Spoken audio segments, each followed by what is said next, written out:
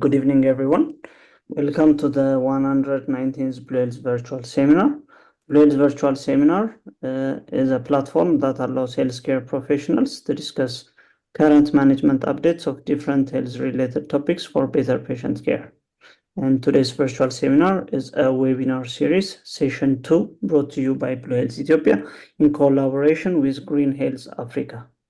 Blue Health Ethiopia is a medical consultancy company founded by medical doctors and a computer engineer, and we aim to be an influential healthcare leader in creating skilled communities through easily accessible knowledge and preventive medicine. And I'm your host, Dr. Heno Tadela, a general physician from Blue Health Ethiopia and virtual seminar coordinator.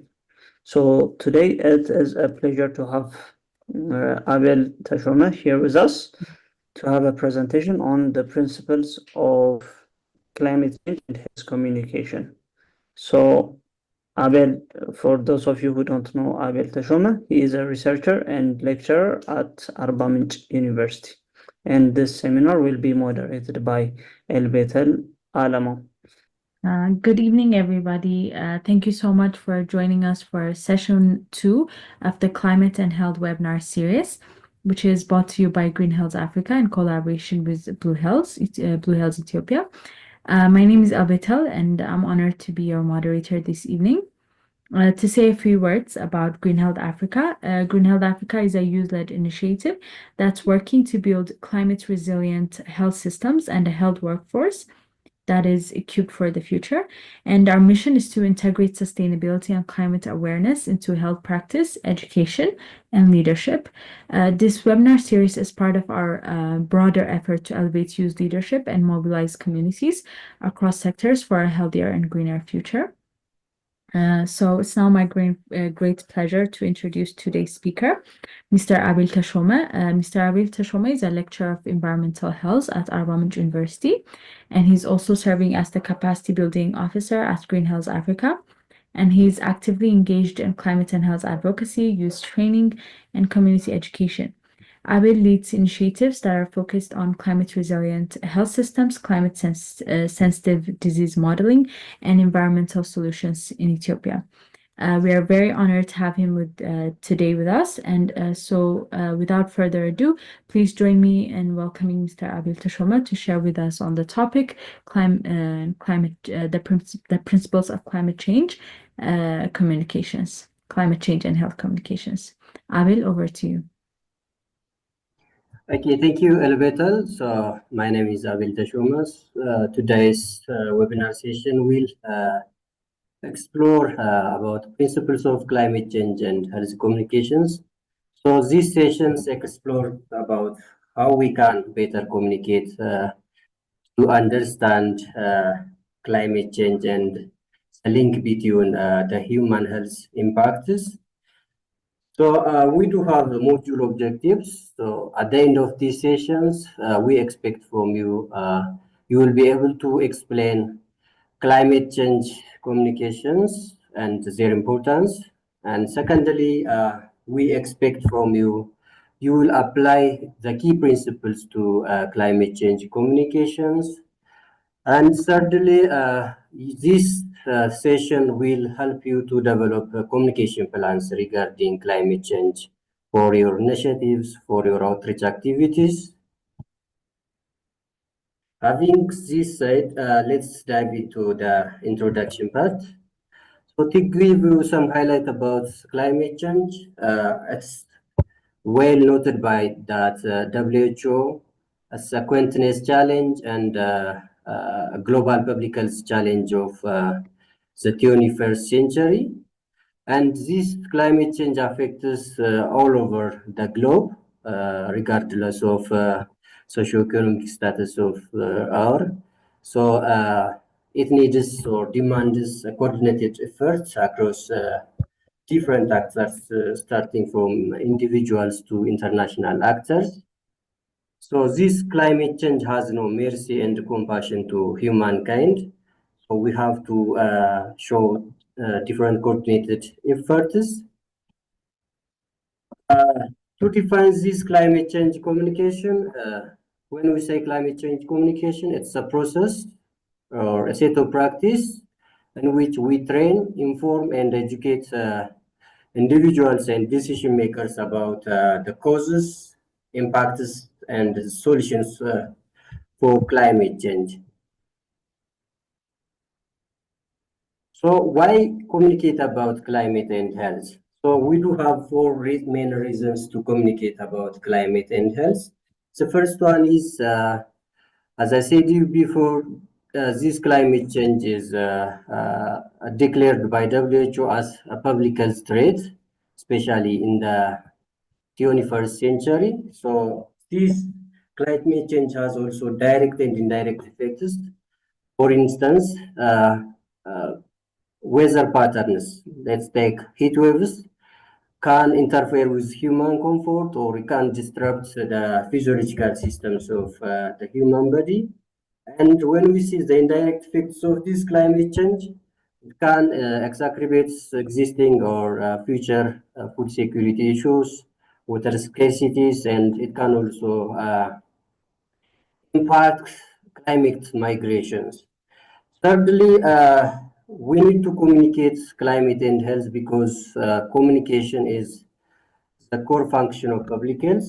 As you may know, public health is both an art and science of preventing disease, promoting health, and so this communication comes with health promotion part. So we have to communicate health and climate together. The last main reason to communicate climate and health is public health professionals or health professionals in general are trusted messengers. So the society gives many hats to these public health professionals. So messages can be easily entertained with the society. So these are the main reasons to have communication with climate change and health. So having this in your mind, we need effective climate communication because this climate communication is a crucial part of climate action. It can bridge or connect the gap between the scientific knowledge and public understandings. It can also inspire communities to participate in climate solutions. Beyond participation, community members can easily engage with climate actions or solutions. It can also raise awarenesses and support promotions for climate initiatives under program level.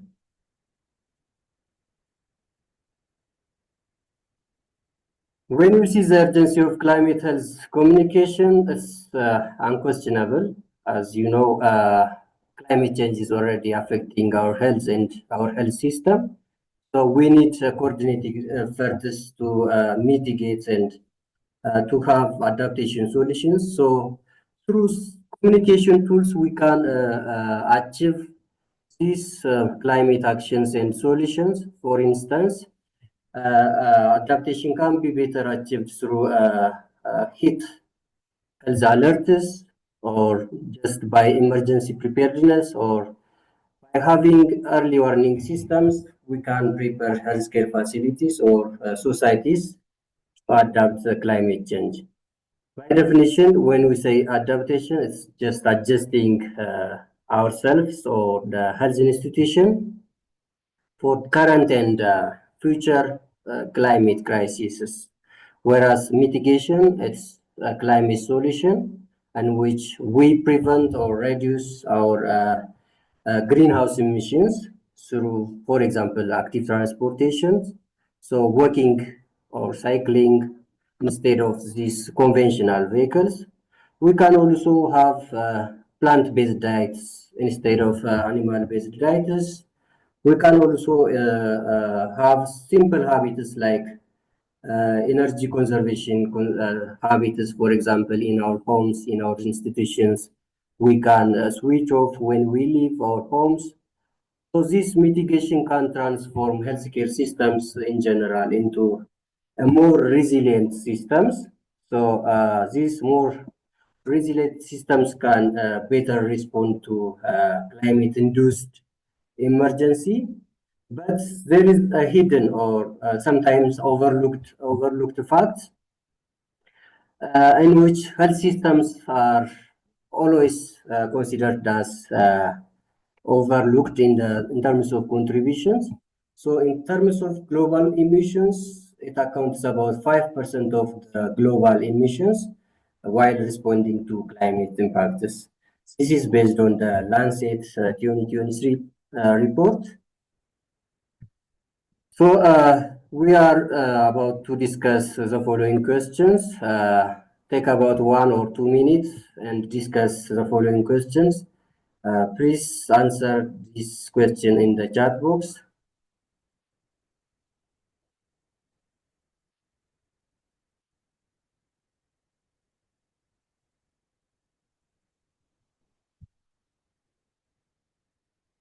So you may write the choice as A, B, or C, or D.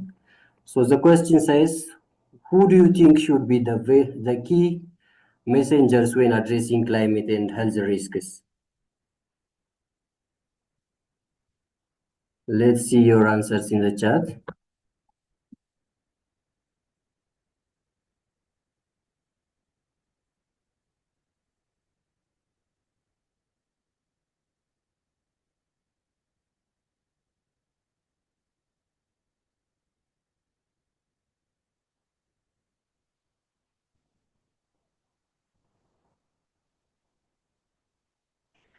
All right, I think all of you have attempted the questions correctly. So it's obvious.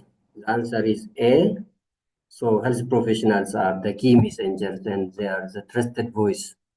So when we say this, we are not neglecting or we are not disregarding these others, elders, religious leaders, or local medias cannot play their own roles, but the key messengers are health professionals.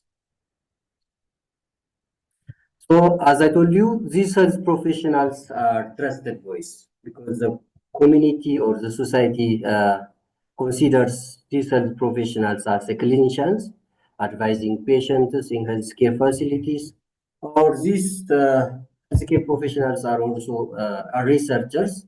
They can generate facts or evidences to intervene about the climate crisis.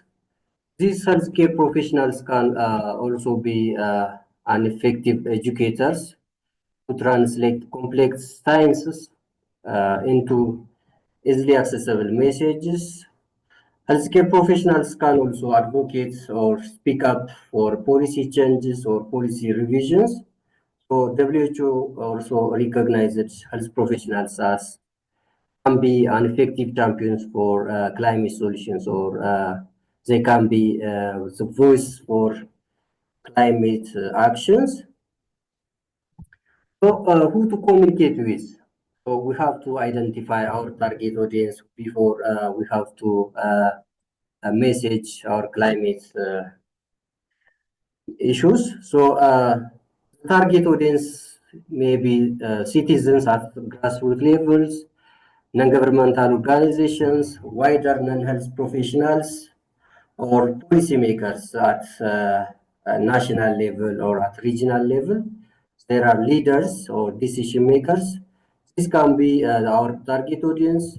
In addition, healthcare providers or clinical and governors or health facility governors can be our audiences. In addition, public health professionals will be our target audience. So we have to consider our audience first, and we have to craft a well-organized communication plan before directly transmitting our messages, because our audience may have different status, especially regarding the understanding of climate change, or the economic status, or level of impact by climate change. So we have to consider our audience first. So here is another discussion questions. Who do you think stops people? What do you think stops people from taking action on health and climate messages?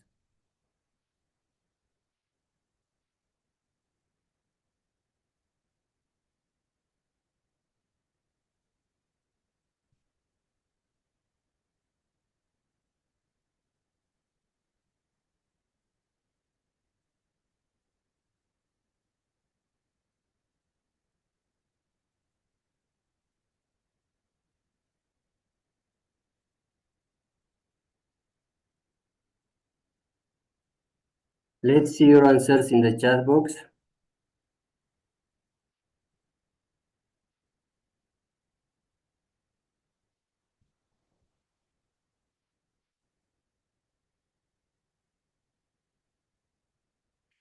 So let's get straight into it. So it's actually a tricky question.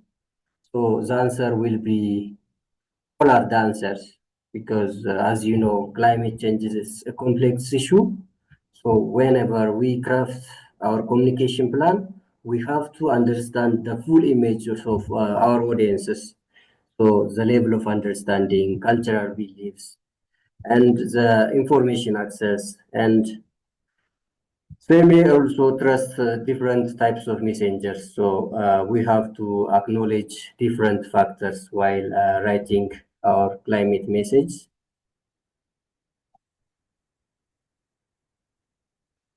So engagement begins with our audience. We have to research who is our audience, or we have to learn more about the audience belief, their concerns about climate change, their behaviors, maybe there is an age difference.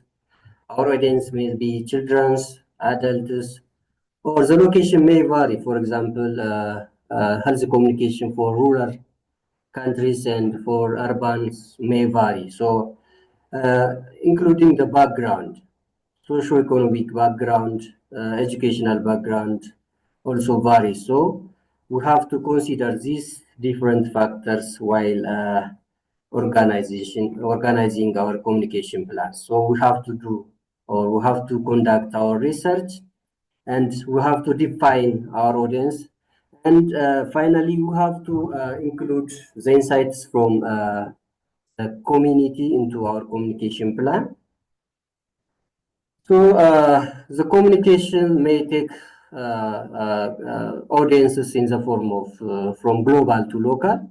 For example, in the global, we may communicate with WHO, Conference of Parties, and the United Nations Framework for Conventions of Climate Change, Intergovernmental Panel for Climate Change Coordinations.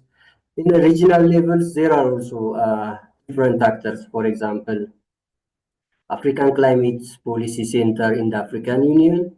At national level, we do have Minister of Health, the most active partner in climate and health, Ethiopian Public Health Institute, Disaster Risk Reduction Commission, and at local level, we have local governments, local health departments, or grassroots level community members can be our audiences. So no region is safe until we are all safe. This is a statement by WHO.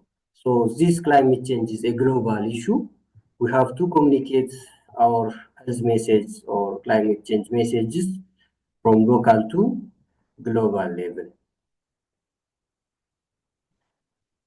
So what are the key principles to effectively communicate climate change and health? The first principle is we have to focus on health. So to connect climate issues with directly health impacts that the society care about. And secondly, we have to balance urgency with hope, especially overemphasis on problems may create anxiety, mental health stress. So we have to avoid over emphasis on problems. We have to present always the problems with possible solutions to avoid overwhelming. And the third principle is to have simple, local, and action-oriented messages, especially we have to avoid vague words. For example, save the planet, save the earth. They are not action-oriented. So we have to be action-oriented instead. So, for example, this save the planet cannot suggest specific actions. Instead, planting tree or different adaptation techniques can lead to climate solutions. So we have to be action oriented and we have to avoid vague words. The fourth one is tell stories instead of text or instead of simple speaking. We have to narrate stories from global to local, so that we can connect with our audiences emotionally, and we can transmit the message easily, and the message will resonate with peoples. So we have to avoid just facts, scientific facts or figures like percentage and numbers. We have to avoid this. And as much as possible, it's better to leave the science debate, and we have to redirect these messages into our health expertise. So this WHO recommend highly not to debate with science, because there are some scholars who debate climate change is not a priority this time. So we don't have to debate with such scholars. We have to redirect our message to health only. Let's look to the best practice and case studies that the World Health Organization recognized. So the first one is a flooding conversation in Colombia, in which Dr. Arias struck a conversation with local lived experience during the flooding events. So this is a best case scenario to message our climate informations. And the second case study is Ella's law in the United Kingdom. So Ella's law has changed the legislative. So this law, named after the sudden death of Ella, a 9 years old girl, in which she was assumed to be dead from asthma related to air pollution. So this sudden pass of Ella has led to the legislative change, climate, I mean, Clean Air Act. So this is the second case study.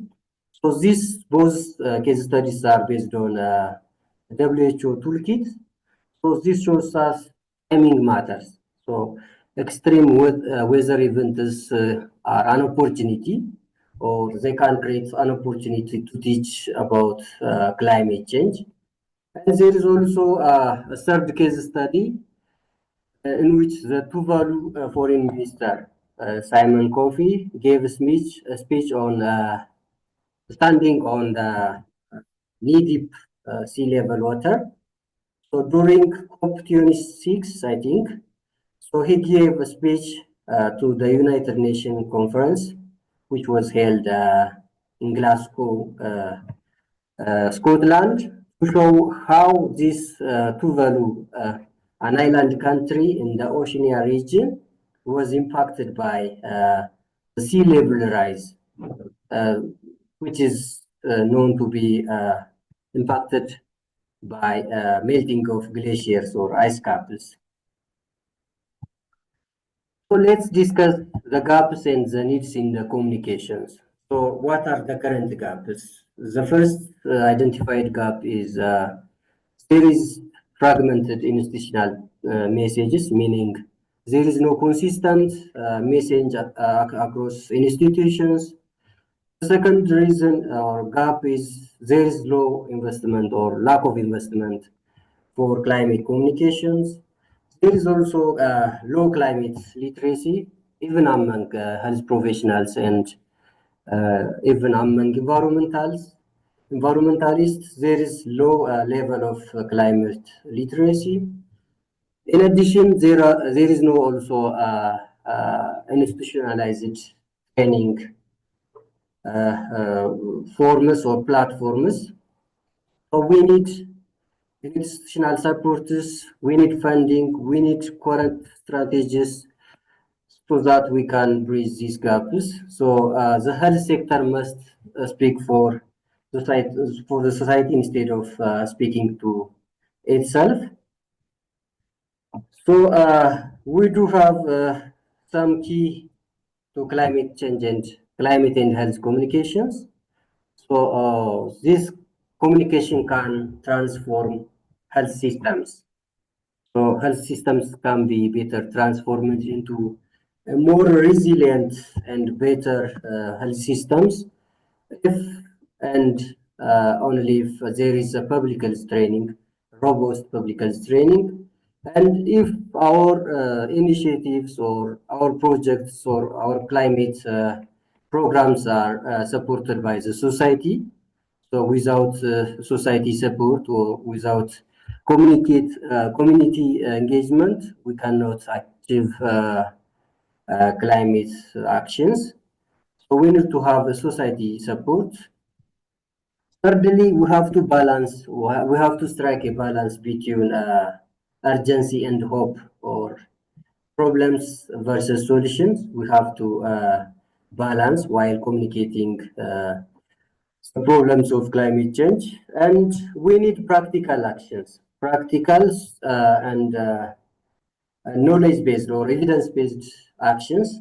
So our messages or our communication tools should be based on should be grounded based on the best available science. So climate education is just, it's not learning, it's the foundation for sustainable resilient healthcare future. And let's move to the climate change and health education. So as we have discussed before, climate change is a global public health threat, but it's not only a public health threat, it's also a learning challenge. So this climate education or health education can strengthen adaptive capacities in public health, and training can also be training is also stated as a core building block for climate resilience. Education can prepare future professionals to understand risks and to lead their initiatives. So education is often seen as a seed for climate system resilience.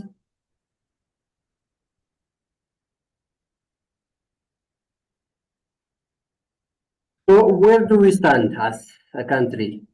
So when we see the Ethiopian landscape of climate and health educations, we do have many public health institutions offering different courses and postgraduate level trainings.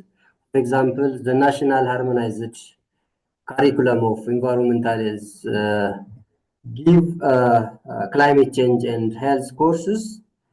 And at a national level, we do have the second Health National Adaptation Plan, which was revised in 2024. And we do have educational integration strategy that is aligned with the Sustainable Development Goal.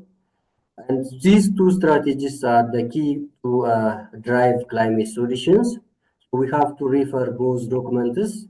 We can link the link to the documents. So what should be taught? So what should we teach our healthcare forces or our healthcare professionals? The first thing to teach our healthcare professionals is about the fundamental climate sciences, especially the fundamental climate, weather, and climate solutions. And we have to also educate our healthcare professionals about climate drivers, surveillance, and ongoing monitoring of this climate crisis. And we have to teach our healthcare professionals about systems, adaptations, and health equity. And fourthly, we have to educate our health professionals how they can engage with stakeholders or different partners. So these are the four core domains of our climate education system. In addition to these four domains, we have to teach our healthcare professionals about conducting risk assessment, basic risk assessment, and how we can communicate into a policy level to revise policies, to change policy drafts. So we have to be active in this regard. So how to teach it? As you know, we have been in the traditional teaching system, so we have to engage in more modern pedagogies for effective climate and health communications.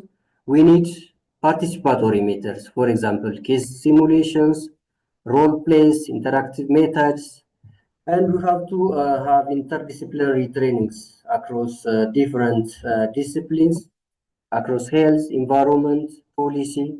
For example, there are different approaches. The One Health approaches, in which it's a collaborative effort among veterinarians, environmentals, and human health professionals. So we can also take local scenarios. So we have to contextualize, or we have to make these local scenarios. For example, the landslide in Gamugofa, which is a recent reminder of tragic loss for many lives and properties. So we have to document these case scenarios for to narrate and to tell stories about climate change communication. There was also tragic flooding in Redwa. There was also drought in Borana region, which has sustained about 5 seasons, 5 rainy seasons. So teaching climate resilience requires active and experimental pedagogy. So students can engage easily in these pedagogy types. So we need to change the narrative of these old and traditional pedagogies into modern participatory methods. So what are the gaps and the barriers that prevent us climate education progress? The first reason is there is no well-trained faculty members or academia, and there is no open from curriculum reviewers to include this climate and health education into existing curriculum, because they assume it is overloading modules. And there is also limited CPD opportunities, especially in Ethiopia. There is lack of continuous professional development opportunities. Even if there are few CPD centers, they are relatively costly. So we have to increase CPD opportunities in climate change and educations. Another reason is inconsistent frameworks, especially there is no universal standard to define climate change communications. There is also regional inequalities, especially among regions of Ethiopia. There is inequality in terms of health equity and access to information. There is also a barrier in the language, technology, and culture. As you know, we are not smart in this regard, especially most of the health professionals cannot access technological facilities and they are unable to join such climate change communications. So we need to scale up trainings. We need to address these gaps with a coordinated effect.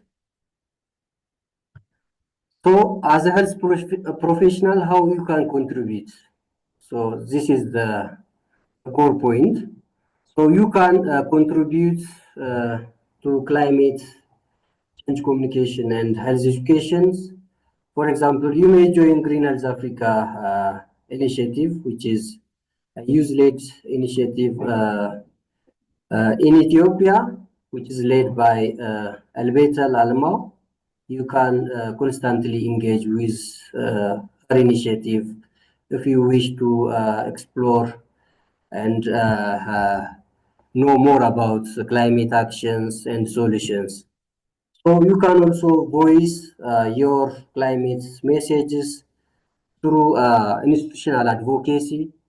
or you can also share your knowledges. You can prepare training materials for your facility level training, or you may use these types of knowledge to educate your patients while advising uh, lifestyle behaviors and other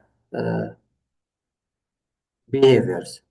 You have to also develop your skills in this regard, especially in communicating climate change and health. You have to participate in different courses. We will continue providing similar courses. So you have to actively engage in such professional development courses. You can also amplify your impact. For example, you can tell your stories, you can print, you can even post in your social media, or you can even publish your case studies so that your activities or your initiatives will gain a better outreach. The most important thing is you have to mentor colleagues, especially young professionals, need your mentorship and your guidance. So you have to be always eager to mentor professionals, especially the healthcare professionals and students specializing in healthcare and environment disciplines. So this is all about today's sessions. As a final message, I would like to say, as a health professional, your voice matters. Use it to make a difference and protect people's health from climate change. This is our final message as Blue Health Ethiopia and Green Health Africa. Thank you very much. If you have any question or any doubt or any suggestions, you are more than welcome. So, Elbetel, the stage is for you. Let's interact with possible questions that may raise from the participants. Thank you, Abiel, for a very nice presentation. So, if any of you from our participants, if you have any questions, you can drop them in the chat box and we can discuss on them. So mainly today's presentation was based on WHO's Climate and Health Communication Toolkit. We'll be also sharing that toolkit as a resource for this session. If there are any questions, please allow them to speak. We have Elias Barako saying this is a nice presentation, but he has a question on the first discussion question that you raised. And others were also raising this question as to why is the answer not all? You said health professionals can be the primary communicators for climate change and health, but Yes. why not other community leaders as well? Yes, we have said that health professionals are the key messengers for communicating climate change and health because they can effectively address both the link between climate change and its impacts on human health impacts. So we are not disregarding elders, social media activists, and religious persons are not advocates for climate change, but the key in addressing the link between climate change and health is our health professionals. I think this is my point. Okay, so we also have a few more questions. Galila Tasfai says, is there any sector provided by you in our country and all over? This is not a clear question. Can you please rephrase, Galila? Telahun Saifu said, can we stop climate change as humans?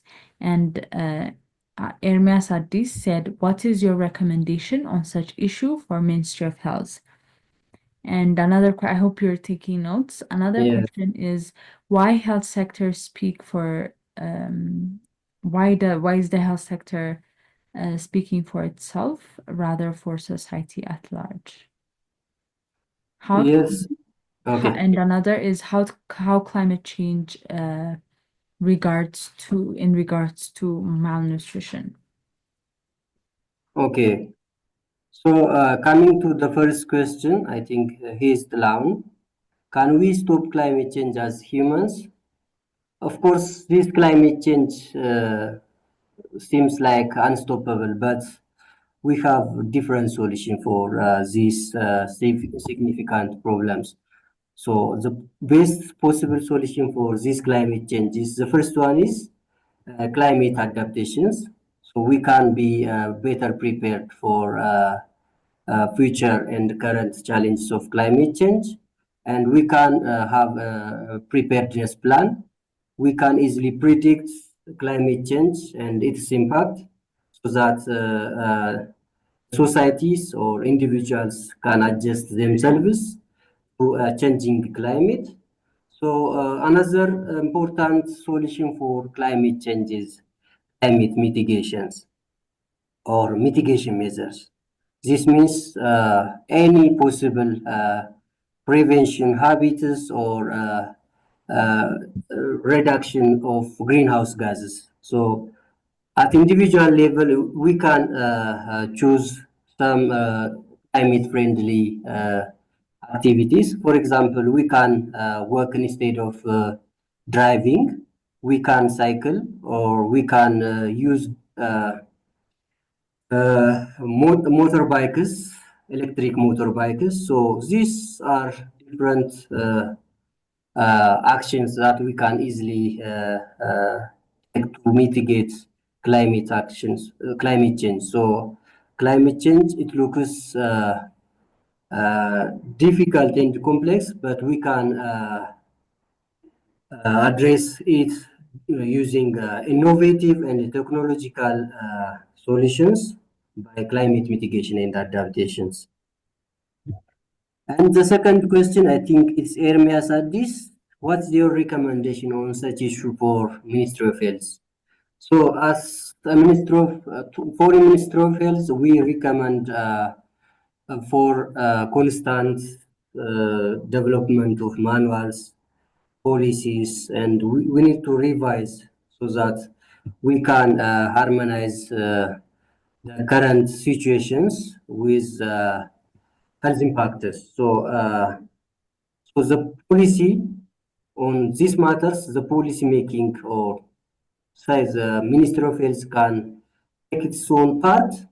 So for example, last time there was an activity in manual development. So to train health professionals, Ministry of Health is advocating many activities, including manual preparations, policy drafts. So we have to recommend Ministry of Health and other sectors too by effectively advocating climate actions. Not only Ministry of Health, but also Environmental Protection Agency, Disaster Risk Reduction Commission. I think in Ethiopia it's under commission level. So we have to inform these sectors using different communication models. So the recommendation can be compiled, and we can even address these institutions for a better outcome. The next question is why health sector speaks for itself rather than for the society at large. So I think this is the phrase.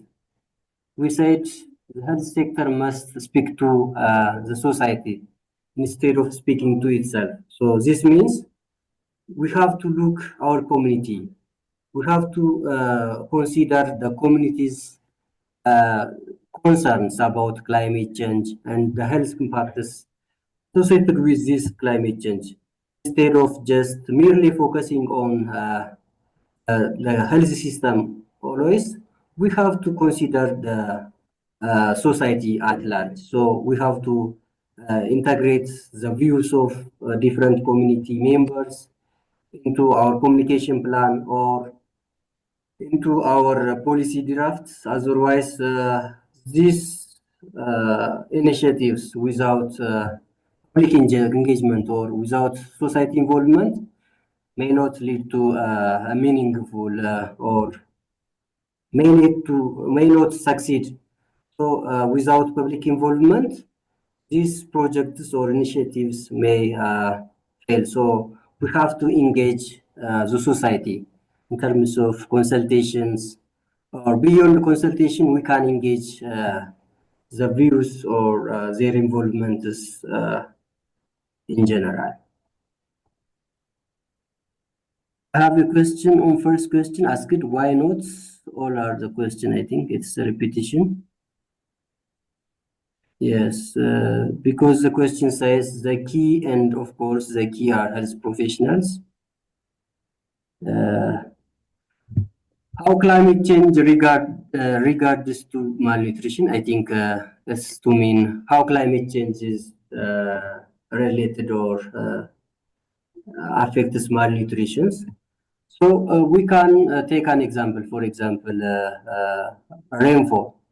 Low rainfall can lead to low harvest yields or low crop yields. This may lead to drought, and if this drought sustains, for sure malnutrition will happen. So this malnutrition even further exacerbates infectious diseases like cholera, and this low rainfall in general is an example of weather event. So low rainfall can directly or indirectly affect malnutrition. And again, this malnutrition can affect or exacerbate existing or future infectious disease, for example, cholera, diarrhea. So the issue is very complex. So it's a complex issue. So climate change is directly and indirectly related to health and health systems. So it affects not only malnutrition, but also the health system in general. So climate-induced crisis can disrupt health systems. So it can disrupt the leadership, the governance, the climate financing or the healthcare financing. It can also disrupt or migrate health professionals. It can also affect the supply of medicines, products, and different technologies that are essential to sustain a health system. So the issue of climate change is affecting our health and health system, both directly and indirectly. So in fact, it is complex. It's always related. Concepts are interrelated. Moving to the next question, do we have access for green health Okay, let me give you the important ones. Let me summarize questions for you. The next question is there any obligatory law that regarding climate pollution? And Jonathan also asked after that about the scope of policy or public health policies to overcome the challenge, and what's the responsibility you want to give to the target audience. We'll continue from there. Okay.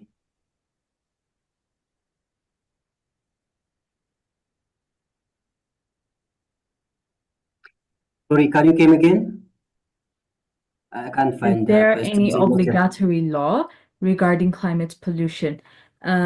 So I think she's trying to say that, is there any law that's currently being enforced by our government or just generally intergovernmentally in climate pollution? But if we say obligatory, it means that there are no fines or any punishments that are being made, but just there's a law out there that is trying to enforce this without any punishment. I think it's a nice question. So at national level, we have an environmental policy that guarantees every individuals to have a clean and safe environment. So all laws, proclamations, and regulations are based on this policy. And we do have also environmental social impact assessment proclamations, which was recently revised. So this environmental and social impact assessment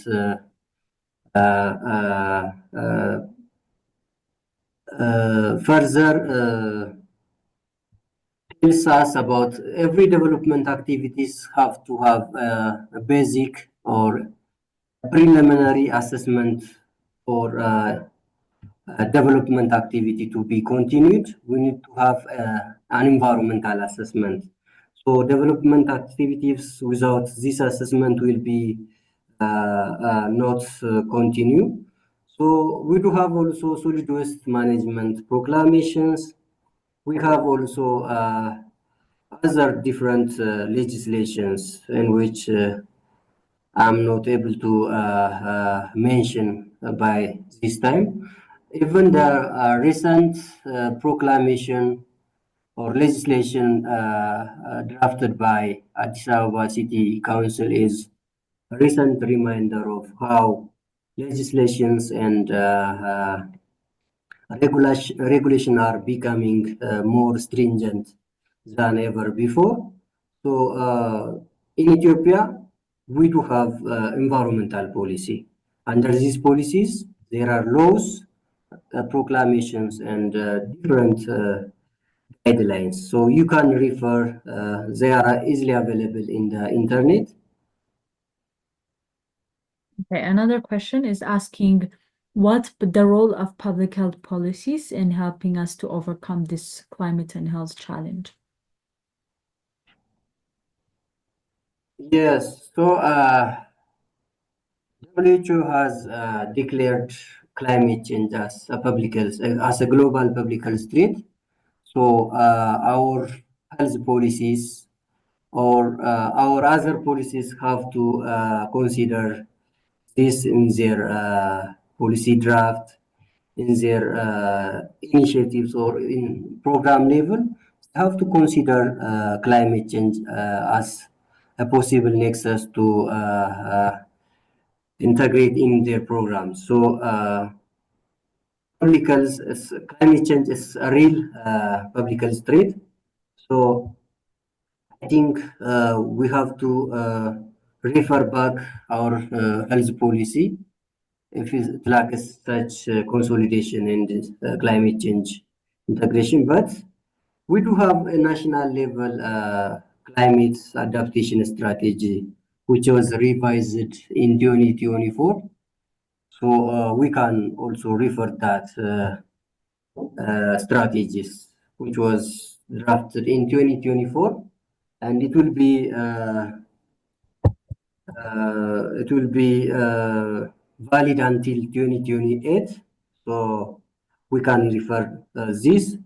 In terms of education sectors, there is a strategy to integrate climate education into curricula.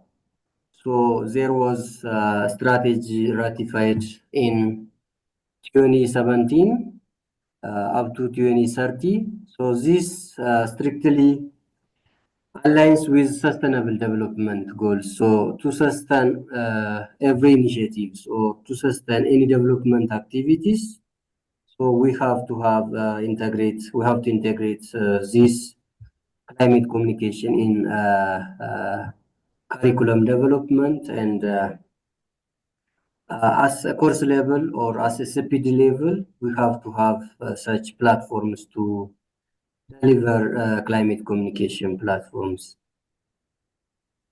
Another question is what is the responsibility you want to give to the target audience? So target audiences or the communities or individuals in general can voice or speak up freely about climate change and the impact of climate change and in health, as well as they can advocate, or they can facilitate campaigns. They can also engage in participations regarding climate solutions. They can even take easy actions. For example, individual level it's good to have a good adaptation plan and mitigation plan. For example, we can reduce our carbon footprint for usually eating plant-based diets instead of animal-based diets, because this plant-based diets has low carbon contributions. So at an individual level, at a community level, or at a society level, there are certain actions that we may take to effectively tackle these climate actions. So all are expected to act accordingly. So it's not the responsibility of the government or Ministry of Health.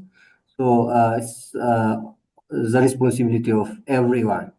So we have to advocate climate change communication from local to international level.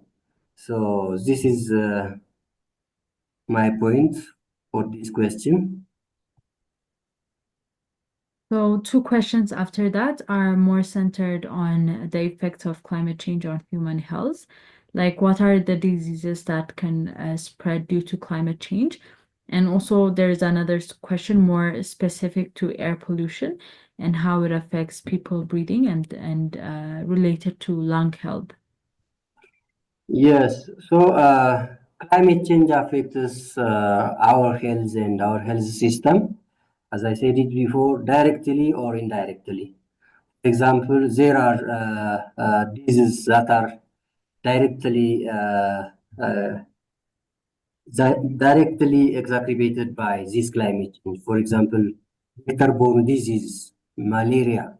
So these are climate-sensitive diseases. So any change in the climatic conditions can create a favorable condition for vectors or insects. So this a changing climate can cause emerging diseases or existing disease. The incidence of this existing disease may be increased due to a changing climate. So either directly or indirectly, climate change is affecting our health. When we say directly, we can take, for example, extreme weather events like heat wave.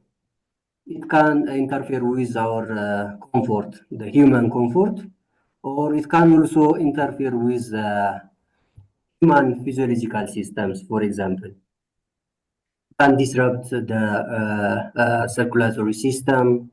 It can disrupt even the cardiovascular systems and respiratory systems. So even a simple heat wave can lead to heat stress and heat stroke. So the effect of extreme weather pattern is affecting our health and our health systems. So I think I have addressed this question. Any other question? Do we have access to for Green Health Africa? I think it's your part. You may engage or you may respond to these questions. Yes, I have responded in the and another person said climate issues are a sensitive agenda for EPHI, and for the reason of its burden, alarm them not to be in deep sleep. Okay, so maybe I can give remark in this. Yes, you are right. So one of the things that Green Health Africa is trying to be is a civil society actor that can help the entire health system of Ethiopia and even in other regions to better adapt to the climate health effects.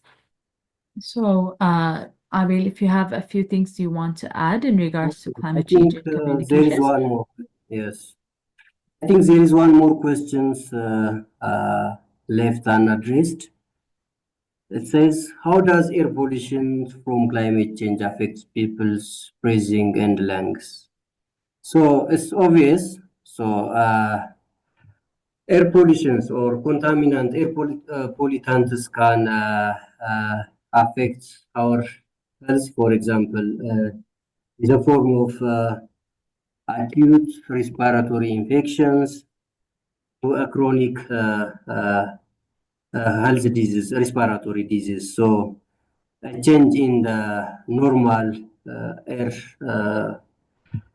contents of the atmosphere can affect our health system. So it can directly affect our breathing system.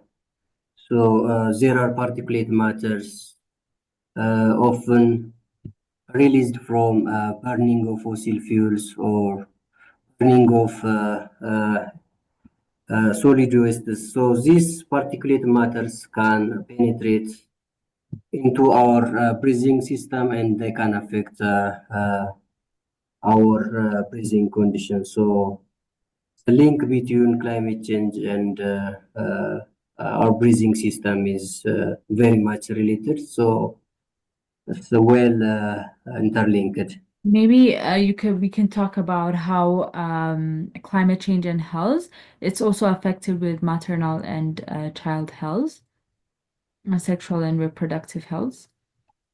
Yes, so especially this group of people's maternal, mothers and under 5 children's, including women's, are disproportionately affected by the impacts of climate change because this group of peoples have different susceptibility from the average adult person. So by different age groups, peoples are different. So the susceptibility varies and the vulnerability of this climate change also varies. So peoples are different. So girls and women are highly affected by climate changes, especially adolescent girls, in which they may face the impact of this climate change. They may not access different informations about climate change and how this climate change affects their reproductive system. So, for example, infections, reproductive health infections. So, we have to have such informations to better reach different groups of individuals. So the effects is different. So mothers and under 5 children are more affected by this climate change. I think all questions are addressed. If you have anything else you want to add on climate change and communications, you can go ahead. So as a final message, whenever you plan to communicate about climate change and health, you have to consider your audience seriously. So do your best researches regarding your audience background, age, beliefs, and social concerns. So peoples are different. So you have to compile effective communication plan for different audiences. So engagement starts with these identifying audiences. So your message should emotionally connect with audiences. Unless you don't craft your communication plan considering these issues, your communication may not meet its target. So it's important to consider your audiences. In addition to considering your audiences, you have to also be guided by the key principles of climate change and communications. As I told you before, you need to have simple, localized language and action-oriented messages so that people can emotionally connect with your message and the message can resonate with audience's mind. And in addition to the language, when we say the language, it's not about the fluency, but we mean the message that you want to transmit. In addition to the language, we need to strike a balance between urgency and hope. Especially our climate communications may overemphasize the problem, and this may create problem in the mental health problem of the audiences. So alongside the problems, it's essential to present the solutions, the workable solutions or the possible solutions. And having said this, it's better to advocate climate change because your voice matters. As a health professional, you can be an effective champion of climate change. So this is my final message. I think if you have time, it's over with my side. I think Albetal or Dr. Iheno, you can take the stage. Maybe I'll jump in over here. Thank you so much, Abiel. All right. So, Mr. Abiel Teshome, on behalf of Blue Health Ethiopia and all our participants, thank you for taking the time to present on the 119th Blue Health virtual seminar. And we hope to see you again in related topics on our platform in the future. So again, thank you very much, as well as Green Hills Africa and Elbet El Alamo. So participants, thank you for attending today's virtual seminar on the principles of climate change communication.